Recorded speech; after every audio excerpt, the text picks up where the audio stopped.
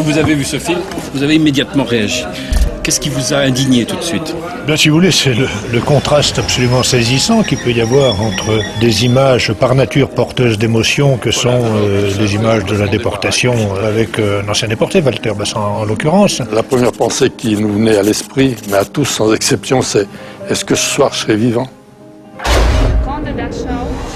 Mais aussi le voyage des enfants à Dachau, tout ça est porteur d'un capital d'émotions absolument considérable.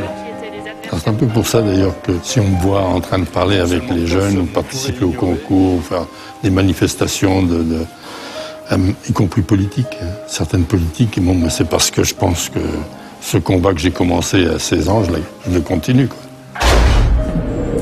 Alors quand on regarde ça, vous mettez des images du président de la République qui ont été choisies de telle sorte que il apparaît carrément ridicule. Merci beaucoup, je vous vois très bien.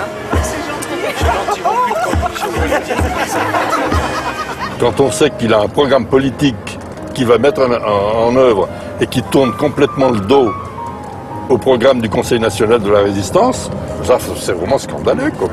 Les nationalisations, la sécurité sociale, l'EDF, la liberté de la presse, les retraites aussi, toutes les lois sociales que nous avons eues, elles viennent du programme de la résistance.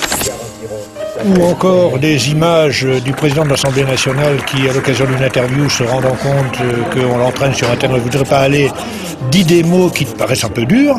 Que signifie ce rapprochement, si vous voulez? Si vous faites l'amalgame avec la résistance et un débat politicien contemporain, mais ça ne se passera pas bien. Vous avez compris, hein? Je ne laisserai rien passer. Alors comment peut-on rapprocher la résistance de l'époque d'une opposition à la politique gouvernementale aujourd'hui? On alimente la guerre civile. Au contraire, l'utopie, s'il y a l'utopie diabolique, c'est l'utopie de le néolibéralisme qui prétend qu'en cherchant les profits, en détruisant la terre, en négligeant les gens, que quelque part, ça représente la liberté. Je dirais même que plus j'ai pris de distance par rapport à cette vision du film, plus je suis indigné. Il suffit qu'il y ait une minorité active, solide, des jeunes qui en veulent, qui considèrent que l'engagement, ça signifie quelque chose. Il suffit qu'il soit le levain qui fait monter la pâte. Et à ce moment-là, nous aurons une France résistante.